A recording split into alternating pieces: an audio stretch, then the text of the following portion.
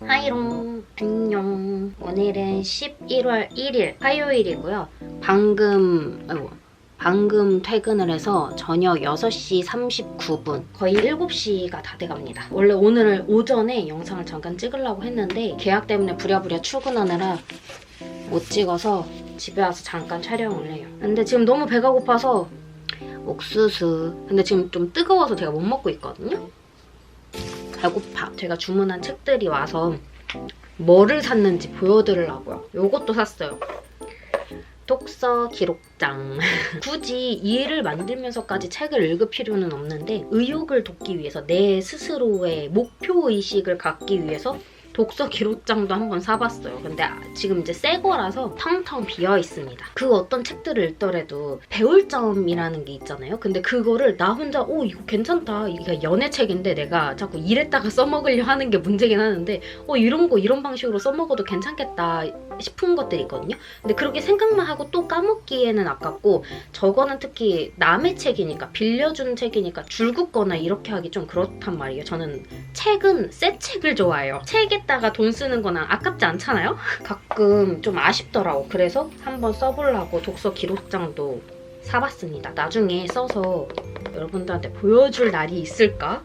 이게 50권짜리인데 50권을 내가 과연 읽을 수 있을까요? 자, 그래서 제가 책을 11권 정도 샀거든요. 10권인데 한 권은 실장님 애기 선물로 숨은 그림 찾기 이런 거를 샀어요. 몇천 원밖에 안 하길래. 그래서 그건 오늘 실장님한테 드렸기 때문에 그거 빼고는 제 거는 10권이 있습니다. 일단 목표는 한 달에 한 권으로는 잡고 있는데 너무 거기에 얽매이진 않고, 제가 보통 책을 한 개만 읽질 않아요. 많이 읽는 것도 아니야. 읽으려고 지금 노력하는 거라서 책을 샀다는 거지, 저는 책쟁이입니다, 책을 정말 좋아합니다, 이런 게 아니에요. 책을 한 번에 뚝딱 읽지도 못하고 속독도 못해요. 그래서 이거 읽고 저거 읽고, 뭐 출퇴근할 때는 약간 가벼운 에세이나 소설책이나 이런 거 읽고, 회사에서 짬짬이나 미팅 나가서 기다릴 때는 업무 관련된 약간 부동산이나 뭐 경제 관련된 그런 책들을 읽습니다. 그래서 순서는 중구난방으로 뭐뭐 샀는지만 보여드릴게요. 아직 안 읽었으니까 저도 내용을 모릅니다. 배고파서 못 살겠어. 근데 강아지 산책도 시켜야겠거든요.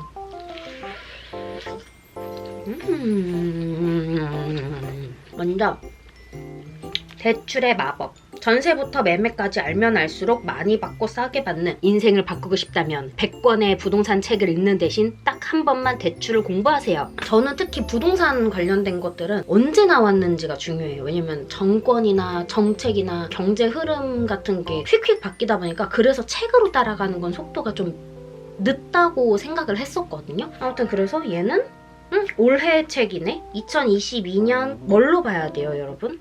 출판 등록으로 봐야 돼, 초판 인쇄로 봐야 돼. 아무튼 2022년 책입니다. 그래서 요것도 읽어보려고 하는데, 약간 저는 제가 되게 이상하지만 그 책의 재질 이런 것도 보거든요. 그리고 고정금리, 변동금리, DSR, 이제 아는 얘기들이 조금씩 나오죠. 투기 과열지구, 조정대상지역 나오는데 2022년 8월 기준이니까 지금 대전 같은 경우에도 이제는 조정까지도 다 풀렸거든요. 그래서 요거는 살짝 지금도 좀 바뀐 거예요. 이분도 바로바로 책을 내셨겠지만 이렇게 바뀔 줄을 또 아셨겠나. 기준 날짜 같은 거 꼭 잘 체크하고 지금이랑 뭐가 바뀌었는지도 보면서 내용을 읽어야 됩니다. 자, 그 다음엔 소설책인 것 같아요. 아몬드. 요것도 내가 읽고 싶어서 샀는데 우리 차장님도 자기도 이거 읽으려고 하신다고 했거든요. 그래서 차장님한테도 먼저 빌려줄 것 같아요. 분야가 뭘까요? 뭐 예를 들어 스릴러, 연애물, 약간 그런 느낌 아닐까? 저의 그냥 추측으로는 이 남자애의 인생 이야기인데 왜 아몬드일까요? 아몬드 맛이 없어서? 아몬드 초콜릿 뭐 이런 건가? 아니면 무념무상 아무 생각이 없어서? 자, 그 다음도 소설이에요. 아버지의 해방일기. 요거 왜 이렇게 쪼만해? 그쵸? 한 B5랑 A5랑 내가 헷갈리는데 손바닥만 해요. 출퇴근할 때 엘리베이터 기다리는 시간에 여러분 게임이나 SNS, 인스타 이런 거 할 시간에 책 읽잖아요? 진짜 그 시간 그 짬짬이로 내가 책을 한 달에 한 권 읽었어. 나도 내가 책 읽을 시간 없다 했는데, 아니 그 버리는 시간들을 다 할 수 있더라고요. 내가 알던 아버지는 진짜일까? 시대의 온기? 그때 그 시절. 그 다음에는 이제 부동산 책.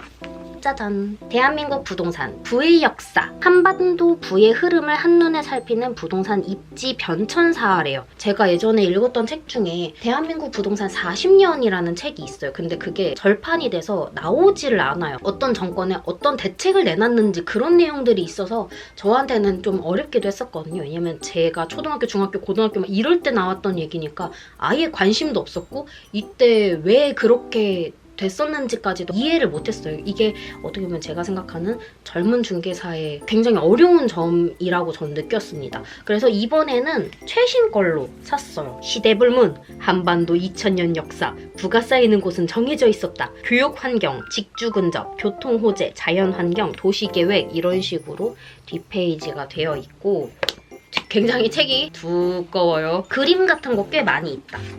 부동산은 또 이런 지역 같은 거를 봐야 되기 때문에 이거 역시도 2022년이고 10월달, 11월달 응? 지금이 11월 1일인데 왜 11월 7일에 초판 2세 발행은 뭐지? 요런 그림들이 있어요. 도시계획 최고 입지. 서울은 왜 가장 많이 선택받았을까? 고속도로 지하화, 소음 분진 문제를 한 방에 해결한다. 이제 기존 노선 같은 거 이런 것들이 나와 있습니다. 또 소설책을 더 많이 산 것 같아. 이거 파친코. 제 친구 중에 책을 엄청 많이 읽는 애가 있어요. 학생 때부터 걔는 독서 왕이었고 책도 엄청 빨리 읽고 제가 거의 1년에 걸쳐서 읽은 책을 걔는 15분인가 20분 만에 그냥 우리가 카페에 다 같이 앉아 있었는데 나 그 책 봐도 돼? 이러더니 빌려서 훅훅훅훅 해서 내용을 다 읽었어.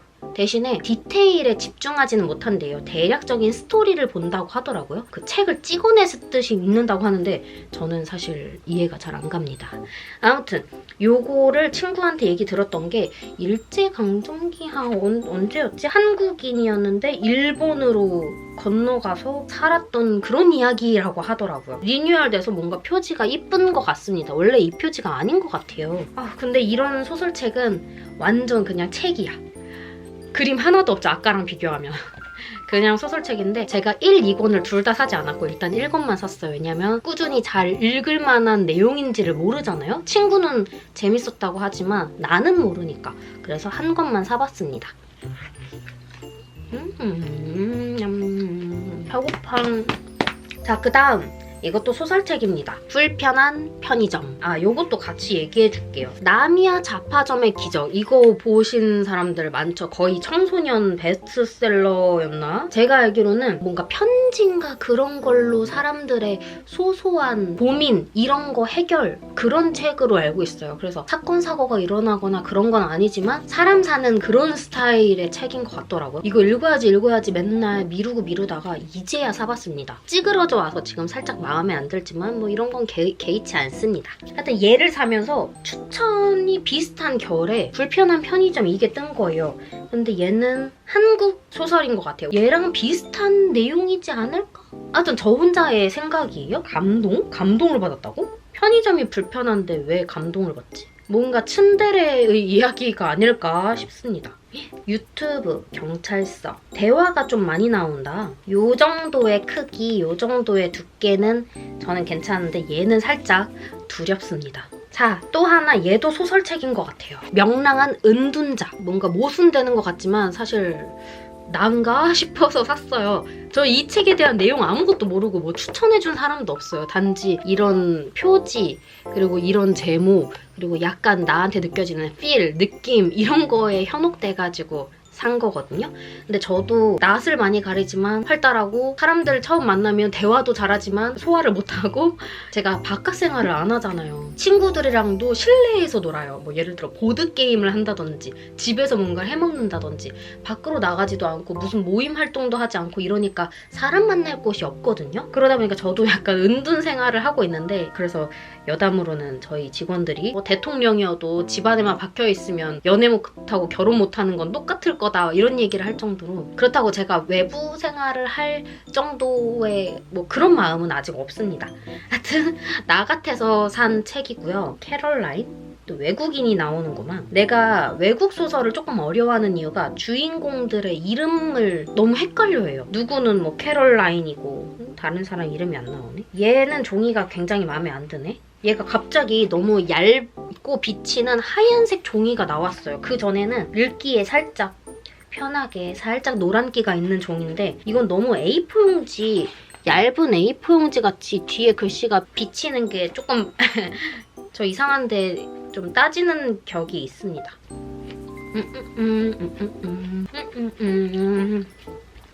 자, 이번에는 이제 책 2권 남았어요. 짜자잔.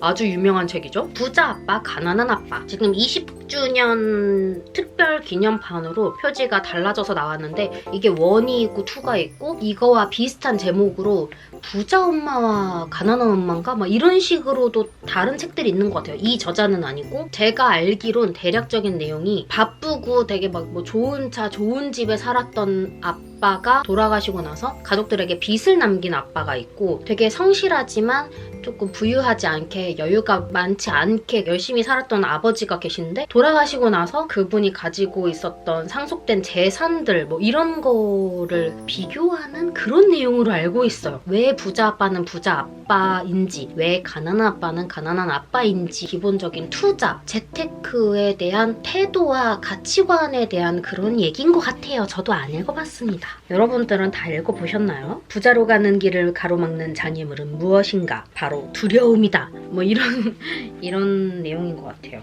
그림이 많이 없고요. 옆에 덧붙이는 말들도 많고 영어들, 금융 지식 이런 것들이 있는 것 같아요. 그리고 책이 굉장히 두꺼워요.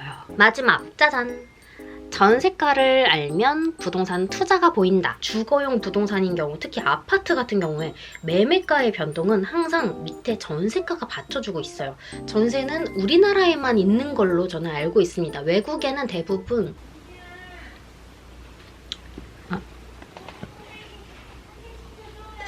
엄마가 데리고 나갈 거야? 진짜 말 그대로 이 제목, 이 내용이에요. 전세가와 부동산 투자, 부동산 매매가 변동에 대한 줄거리. 임대인이 집값을 올리는 나쁜 사람일까요? 선 분양으로 심해지는 주택가격 왜곡과 대안인 후분양. 근데 일단은 제 생각과 다르게 그림이 없어요. 그림이 없어. 아무튼 여기까지. 제가 일단 영상을 꺼야 돼가지고 오늘 나온 10권은 제가 아직 안 읽은 것들이니까 우리 사무실에 있는 책들은 제가 다 읽은 책들이 있거든요. 다음에는 그거를 조금 보여드릴게요.